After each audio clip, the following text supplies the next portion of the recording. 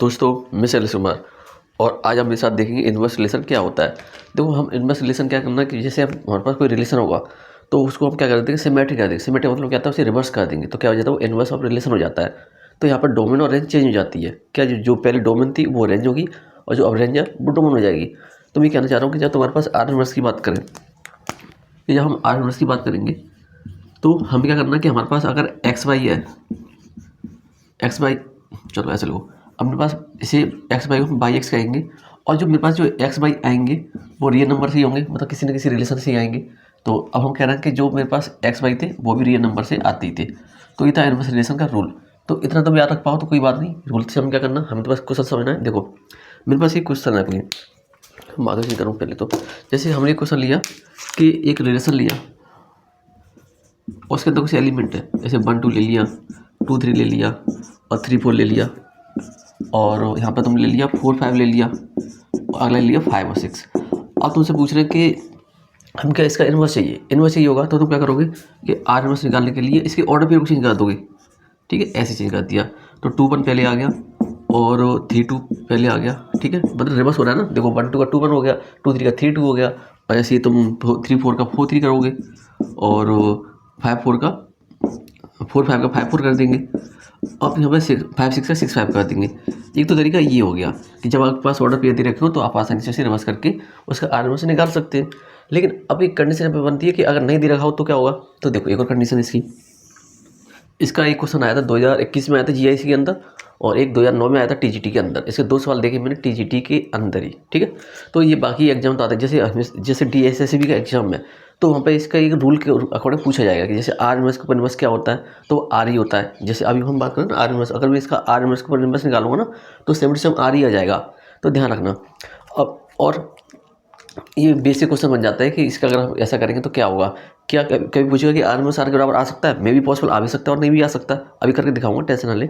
देखो, तो हम बात करें अगर मेरे पास कोई एक, चलो इसी को ले लो, ये मेरे पास रिलेशन था। अब हम कह रहे हैं कि यहाँ पे तुम एक देख रहे हो, यहाँ पर रूल ये लग रहा है कि मेरे पास जो बाई है ना, जो बाई है वो x + 1 हो रहा है। गौर से देखो, जो बाई है वो x + 1 हो रहा है, हमेशा हो रहा है।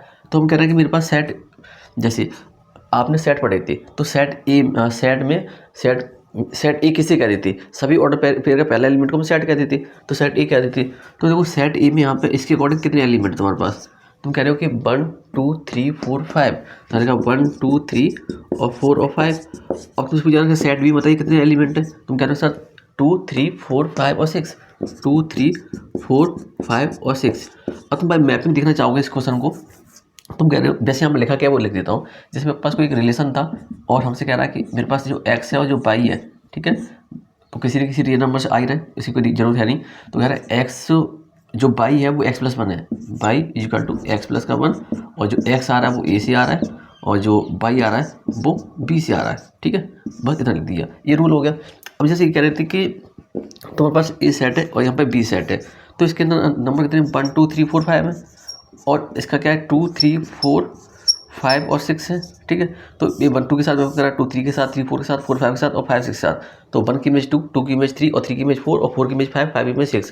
तो ऐसे तुम कह सकते हो 2 की प्री इमेज 1 और 3 की प्री इमेज 2 और 4 की प्री इमेज 3 और 5 की प्री इमेज 4, 6 की प्री इमेज, जो 6 की प्री इमेज 5। तो अब तुमसे इसको देख के पूछा जाए कि डोमेन क्या है, तुमसे पूछा जाए कि किसी डोमेन बताओ, तो तुम कहोगे कि सर डोमेन हम कहते हैं सेट ए के हर एलिमेंट जो एसोसिएट हो बी के साथ वो डोमेन होती है। तो हमने कहा कि डोमेन, तो डोमेन क्या हो गया इसका, तुम कह रहे हो 1 2 3 4 5, इसकी डोमेन होगी 1 2 3 4 और 5, मान के चलना। अब जैसे इसकी रेंज क्या होगी, तो कहोगे सर रेंज वो होती है जो सेट बी के एलिमेंट एसोसिएट होते हैं एक के साथ, मतलब एक ही साथ मैचिंग हो रहे होते हैं। तो 2 3 4 5 इसकी डोमेन होगी, सॉरी रेंज होगी। 2 3 4 और 5 और 6 इसकी रेंज होगी। अब इसकी कोडोमेन क्या होगी, कोडोमेन की बात की तुमने तो बोला कि सर देखो कोडोमेन इसकी हो गई कि सेट बी के हर एलिमेंट को कोडोमेन कहते हैं, तो सेट बी भी ले सकते थे, लेकिन यहाँ पर लिखा 2 3 4 और 5 और 6, ये हो गई हमारी कोडोमेन। तो तुम ये देख रहे हो, ऐसे तो हम तो पहले करते आ रहे थे, वो हमारे एक तरह से रिलेशन था। अगर हम इसका इन्वर्स करें तो इन्वर्स करेंगे तो क्या हो जाता है कि जैसे तुमने इसका इन्वर्स शुरू किया, तो मैं सोच रहा हूँ कि कहीं और ऐसे करो या समझ जाए। तो ऐसा कर रहा हूँ कि मैं इसको रहने देता हूँ, इनको उठा देता हूँ, इन ऑर्डर पे उठा दे रहा हूँ, जैसे थोड़ा क्लियर हो जाएगी पिक्चर तुम्हारे सामने। देखो, हमने इसका आर निकाला, तो आर निकाला तो हमें पता चला कि जब तुम आर बात करोगे ना तो ये सभी हमारे ऑड पेयर उल्टे हुए थे, तो उल्टे हुए थे यार, बेटा की गलती की। देखो तो सेट भी आगे आ गया था, जैसे हम ये कह रहे थे ये इधर आ गया और ये इधर आ गया, तो कह रहे सेट भी आगे आ गया और सेट ही पीछे चला गया। तो यहाँ पे लिखा था 2 3 और 4 और 5 और 6, यहाँ लिखा था 1 2 3 4 5, 1 2 3 4 और 5। 2 एसोसिएट हो रहा था 1 के साथ, 3 हो रहा था 2 के साथ, 4 3 के साथ और 5 और ये ऐसे एसोसिएट हो रहे थे, ऐसे मैच कर रहे थे। तो तुम कह रहे थे जब हम इनवर्स निकाल रहे हैं, तो इनवर्स निकाला तो जो यहाँ पे बोला ना कि जो बाई एक्स था वो एक्स वाई, मतलब एक्स वाई वाला ये नंबर था, और जो हम इनवर्स की बात करें तो बाई एक्स हो जाएगा। जो मेरे पास ये एक्स था, ये एक्स था, बाई था, किसके लिए, इस वाले के लिए। और जैसे ही मैंने इनवर्स की बात की तो क्या हो गया, बाई एक्स हो गया। बस यही समझना, बहुत आसान चीज़ है, ज़्यादा हार्ड नहीं। अब तुम ये कह रहे हो कि सर अब हम इसकी डोमेन बताएं, तो डोमेन क्या कहते थे, सेट ए को डोमेन कहते थे। सेट ए के अंदर के एलिमेंट जो ऐसे सेट होते थे बी के साथ, ऐसे सेट मतलब वो उसे मैच होते थे। तो हमने देखा कि कौन से मैच हो रहा है, 2 3 4 5 2 3 4 5 6 मैच हो रहे हैं, 2 3 4 और 5 और 6 मैच हो रहे हैं। अब तुम कह रहे हो इसकी कोड डोमेन क्या है, कोड डोमेन सॉरी रेंज क्या है इसकी, तो हमने कहा कि इसकी रेंज क्या होगी, रेंज होगी मेरे पास 1 2 3 4 5। देखो 1 2 3 4 और 5 इसकी क्या होगी, रेंज होगी। हम बात करें कोड डोमेन क्या होगी, कोड डोमेन, तो कोड डोमेन इसकी होगी 1 से लेकर 5 तक। ये बहुत अच्छी समझ चुका हूँ मैं अपनी पीछे वाली वीडियो के अंदर, तो आप लोग अच्छे से देख लें। देखो तुम ये देख रहे हो सर कि जो हमारे पास पहले डोमेन थी वो यहाँ पे अब रेंज होगी, और जो पहले रेंज थी वो हमारी डोमेन हो गई, ठीक है। कोड डोमेन अलग रिवर्स हो गई, ठीक है, चेंज हो गई।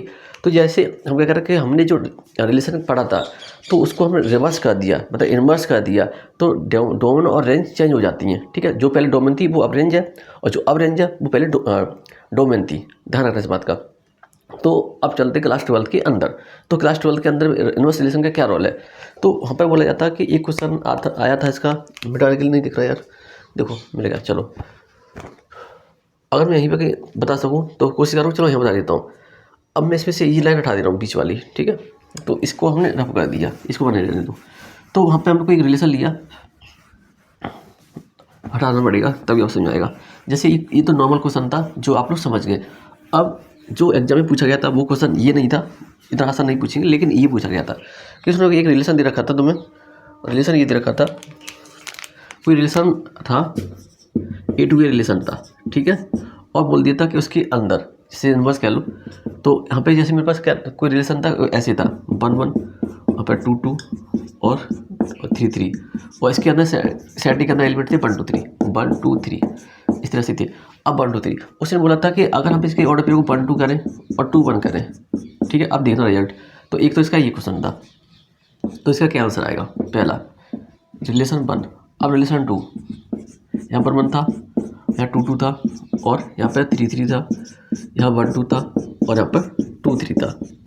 एक क्वेश्चन ये था 1 1 2 2 3 3, ठीक है।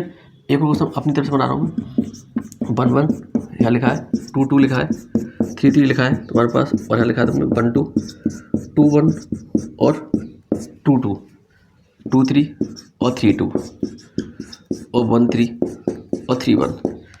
इससे बड़ा क्वेश्चन नहीं हो सकता, ठीक है।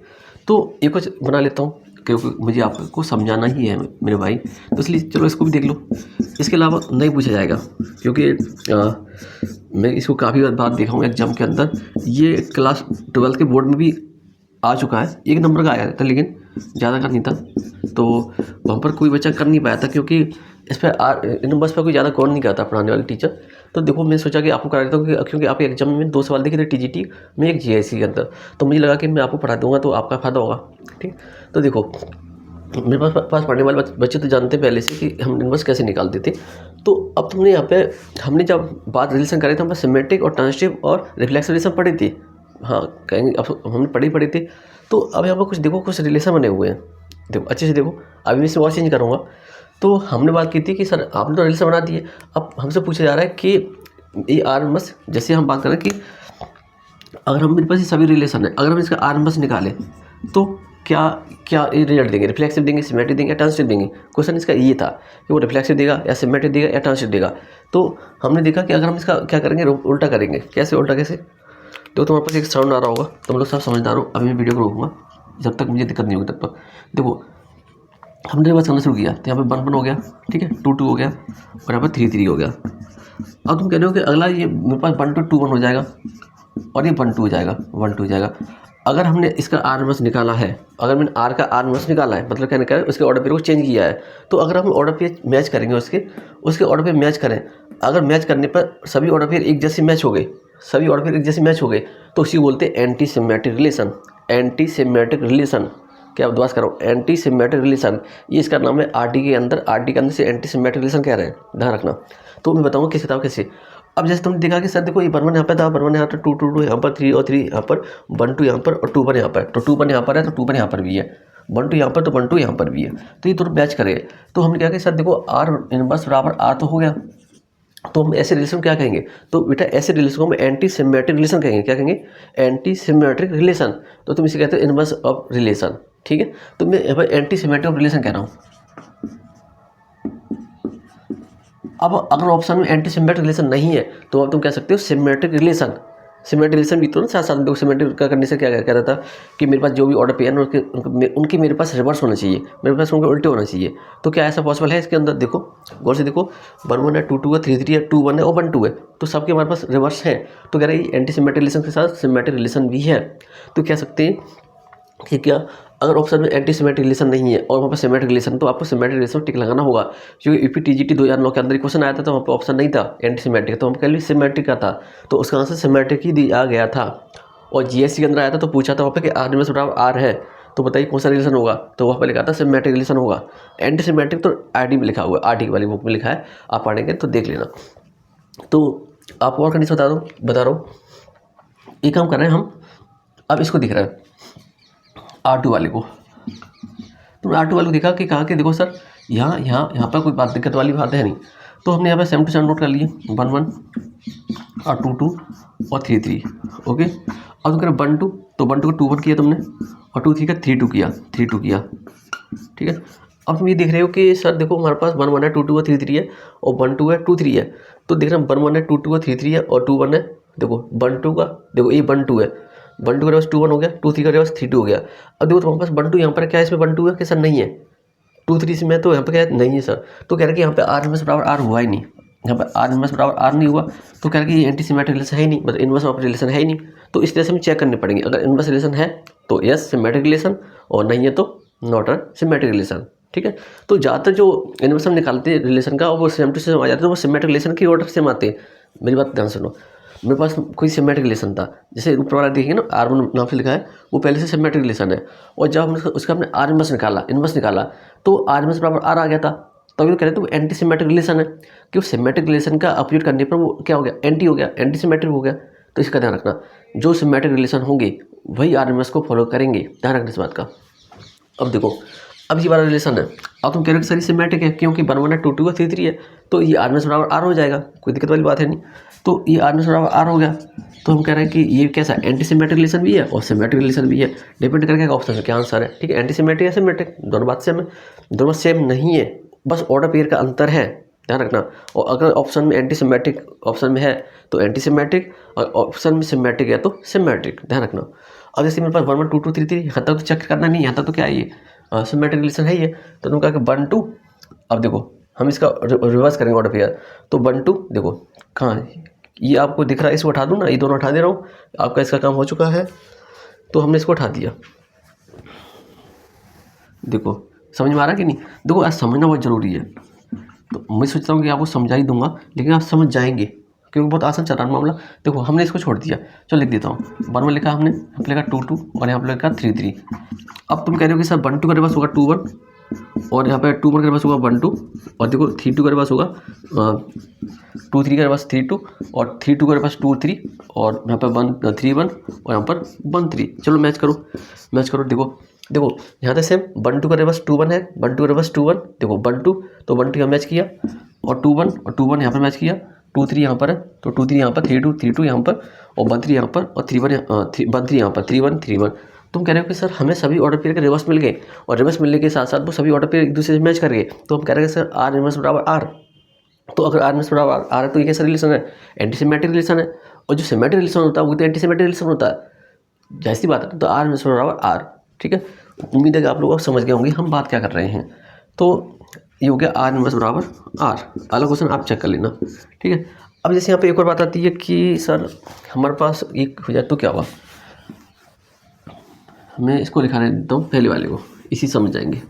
देखो तुमने ये सब कुछ देखा और अच्छा भी लगा होगा और मज़ा भी आया होगा। देखो जैसे हमने बोला था कि अगर हमने इनवर्स निकाले, इसका क्या निकाले, इनवर्स, तो क्या आ रहा है यहाँ पे 1 1 आ रहा है, ठीक है, और यहाँ आ रहा है 2 2 और यहाँ पर आ रहा है 3 3, और तुम अगला कह रहे हो कि यहाँ पे आ रहा है 2 1 और यहाँ आ रहा है 1 2। अब तुमसे क्या कहना कि इनवर्स का इनवर्स निकाल दो, आर इनवर्स का निकाल दो दोबारा से इनवर्स, ब्लैक मार्कर, हाँ चलो इसी से लिखता हूँ। देखो हमने आर इनवर्स का दोबारा से इनवर्स निकाल दिया, तो देखो तुमने इसका भी ऑर्डर पे चेंज किए तो ये 1 1 आ गया, फिर 2 2 आ गया और फिर 3 3 आ गया। तो अब आगे देख रहे हैं 2 1 का 1 2 आ जाएगा और 1 2 का 2 1 आ जाएगा। तो अब इस वाले को मैच करिए किससे, इससे, देखो दोनों सेम होंगे, 1 1 2 2 3 3 और 1 2 और 2 1। तो तुम कह रहे हो कि सर अगर हम आर इनवर्स का इनवर्स निकालें तो क्या आंसर आएगा, आर आएगा। ध्यान रखना इस बात का, ये भी कंडीशन है। तो ये पूछा जा सकता है एमसीक्यू के अंदर, छोटा सा क्वेश्चन है 1 नंबर का। अगर आप तो 11 12 पढ़ते ही नहीं है तो ये 1 नंबर में आ सकता है। फिर दोबारा से बात बोल दी, तो आपने इसको समझे, बहुत आसान है कि हमारे ऑप्शन के ऊपर डिपेंड करेगा कि हमें सिमेट्रिक कहना है या एंटी सिमेट्रिक कहना है। जो सिमेट्रिक रिलेशन होंगे वो क्या बनाएंगे, वही आरएमएस बनाएंगे। क्यों बनाएंगे, अगर वो सिमेट्रिक नहीं हुआ तो वो आरएमएस बनाएगा ही नहीं, क्यों नहीं बनाएगा, अगर नहीं बनाएगा तो वो एंटी सिमेट्रिक होगा ही नहीं। ध्यान रखना इस बात का। देखो एक क्वेश्चन है हमारी आर डी शर्मा में है एमसीक्यू, उसको बता देता हूँ। उसमें शायद ये था रूल, अगर मुझे याद है तो, एलिमेंट, चलो मैं देखिए अभी लिखता हूँ, एक क्वेश्चन है वो करा देता हूँ।